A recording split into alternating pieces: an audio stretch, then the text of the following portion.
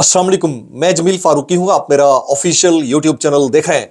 आज मार्च 2025 की 13 तारीख है, जुमरात का दिन है जिस वक्त ये वीडियो रिकॉर्ड हो रही है।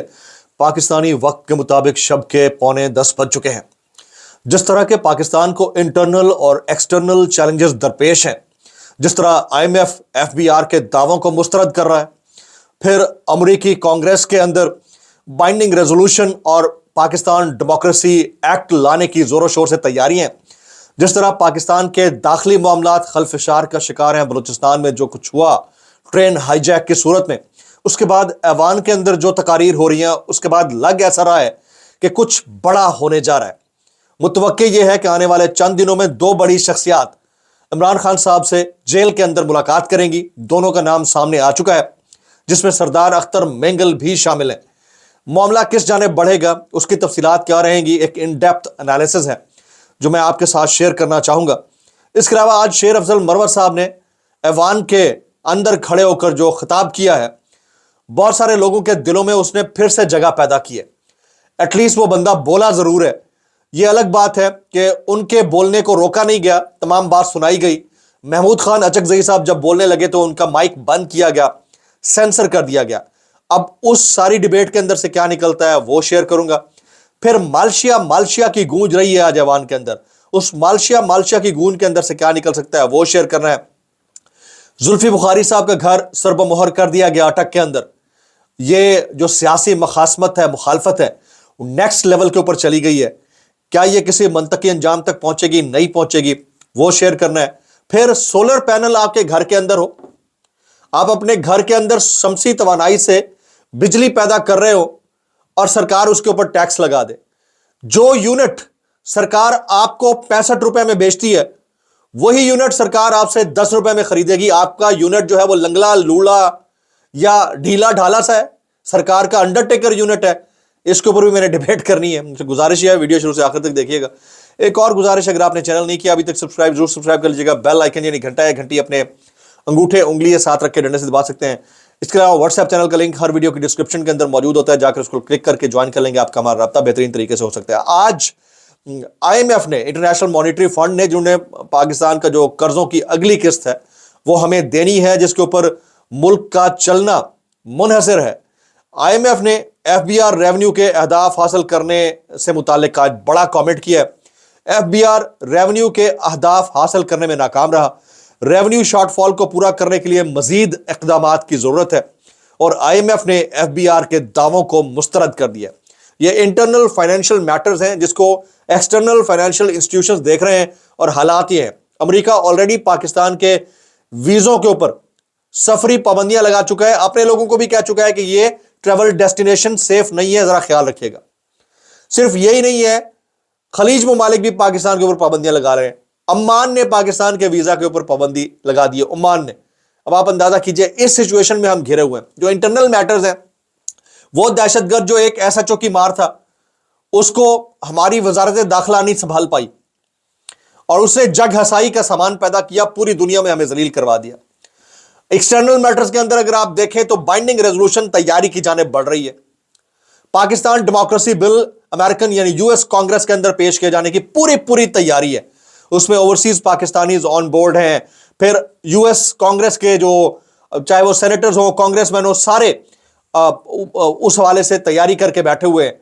उसके क्या नतायज रहेंगे वो अपनी जगह के ऊपर है। तो पाकिस्तान इस वक्त बतौर रियासत, बतौर मुल्क जिस डेड एंड की जाने बढ़ रहा है, इसका अदराक पाकिस्तानी की जो अशराफिया है उसको पता नहीं है या नहीं है। लेकिन ये याद रखिएगा कि इसके नतायज पूरी कौम को भुगतना होंगे। पता नहीं किस अहमक बेवकूफ को एक कॉन्सेप्ट आ गया कि हमने सबको बिठाकर हुकूमतें चलवानी है। यह नहीं हो सकता। पूरी दुनिया में यह फ्लॉप तरीन तरीका है हुकूमतें चलाने का, माजत के साथ। यह अहमकाना तरीका है। आप किसी एक की जो सिंपल या 2/3 मेजॉरिटी है उसको एक्सेप्ट कर ले, वो बेहतरीन तरीका होता है।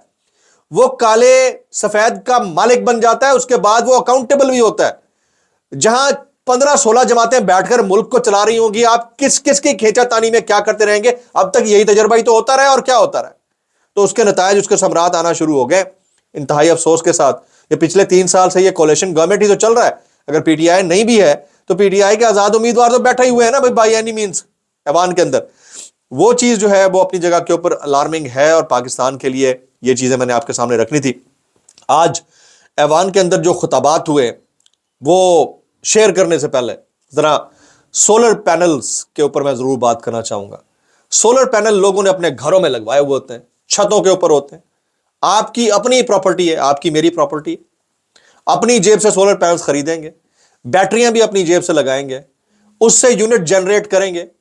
وہ یونٹ جو آپ جنریٹ کریں گے سرکار کو بھیجیں گے, 10 روپے فی یونٹ ہوگا, ٹیکس بھی پے کرنا ہوگا گرین میٹرز کے اوپر. اور وہ یونٹ جو سرکار آپ کو اور ہمیں بنا کر بیچتی ہے وہ 36 روپے سے 65 روپے کے درمیان مختلف بریکٹس کے اندر پڑتا ہے. اندازہ کیجئے, یعنی جو یونٹ سرکار آپ کو اور ہمیں بھیجتی ہے وہ انڈرٹیکر یونٹ ہے, ہیوی ویٹ ہے, فائزر سے ہو کے آیا ہے, ویاگرا کھا کے بیٹھا ہوا ہے.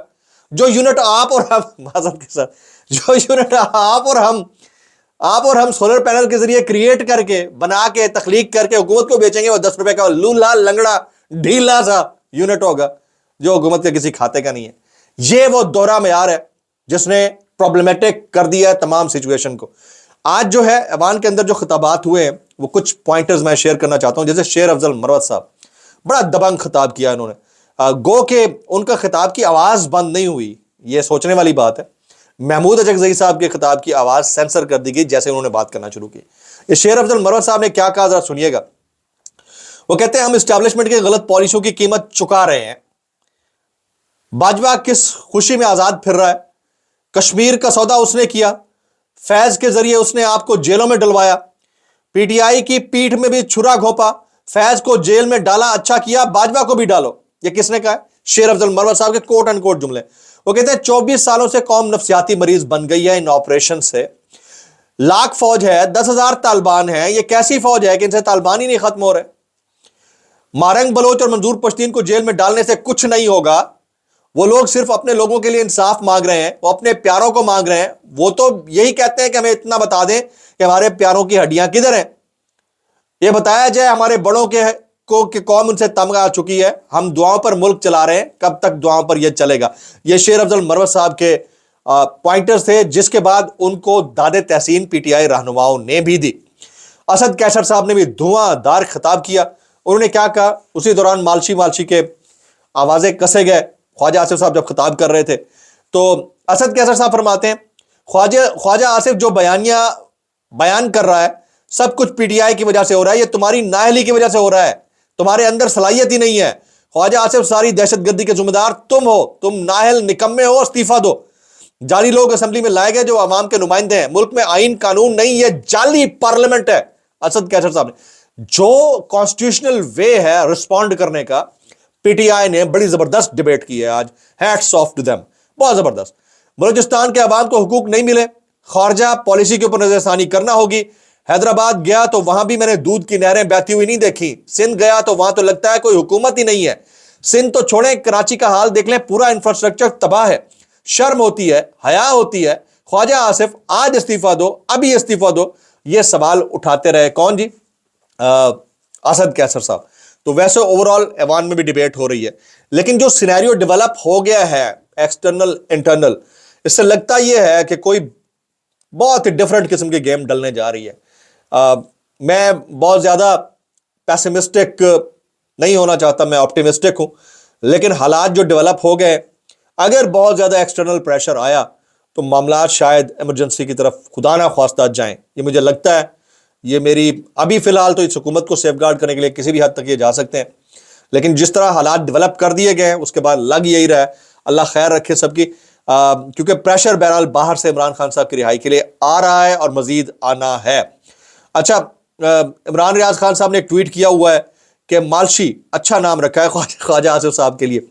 تو اس کے بعد حامد میر صاحب کا میں سٹیٹمنٹ شیئر کرتا ہوں, وہ کیا کہتے ہیں وہ سنیے گا. وہ کہتے ہیں دہشت گردی کا نشانہ بننے والوں سے دہشت گردی کی مذمت کا تقاضا وہ کرتے ہیں جن کا روزگار نفرت فروشی ہوتی ہے. پھر ہمیں کسی سے حب الوطنی کا سرٹیفکیٹ نہیں چاہیے, کیونکہ ہمیں پتا ہے کہ اس قسم کے سرٹیفکیٹ وہ بانٹتے ہیں جن کا پیشہ ضمیر فروشی اور بوٹ چاٹنا ہے.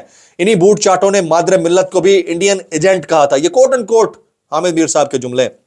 پھر ڈاکٹر شہباز گل صاحب गो कि आज शेर अब्दुल मरवत ने अच्छा खिताब किया है, माइक उनका बंद नहीं हुआ, लेकिन डॉक्टर शहबाज गिल साहब ने इनके ऊपर कमेंट किया है कि मुलाकात ख्वाजा आसिफ से सिर्फ 2-3 मिनट की ही हुई, बड़ा जालिम है ये ख्वाजा रंगबाज, इतने आम बंदे को सिर्फ 2 मिनट दिए।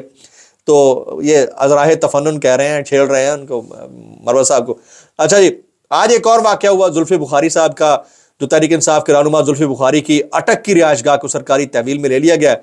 असिस्टेंट कमिश्नर अटक ने जुल्फी बुखारी का घर सरबमुहर कर दिया, सील करके दरवाजे पर नोटिस चस्पा कर दिया है। आफ्ताब इकबाल साहब का भी एक पॉइंटर है, मैं आपके सामने शेयर करना चाहूंगा। वो फरमाते हैं, कौन लोग हैं आप, इतना बड़ा सानिया हो गया और ये बलूचिस्तान से पीटीआई एमएनए आदिल बाज़ाई के घर पर छापे मार रहे हैं। बहुत अफसोसनाक है, यही 2 नंबरी जो है ना, ये समझ से बालातर है। और भाई आप करो, काम करो, आप दहशतगर्दों को कैफरे किरदार तक पहुंचा दो, नेस्तो नाबूद कर दो, लेकिन एक पॉलिटिकल फोर्स है, पूरी दुनिया को पता है, एक पॉलिटिकल पर्सनैलिटी है इमरान खान, उसके फॉलोअर्स हैं, आप उनके बंदों को उठा उठा कर उनको इस तरह से तंग कर रहे हैं। और बेशर्मी की इंतहा होती है। आफ्ताब इकबाल कहते हैं बेशर्मी की इंतहा है कि अपनी नाअहली तक मानने को तैयार नहीं है। किधर है सदर मुमलिकत, चाहे फॉर्म 47 का भी, किधर है?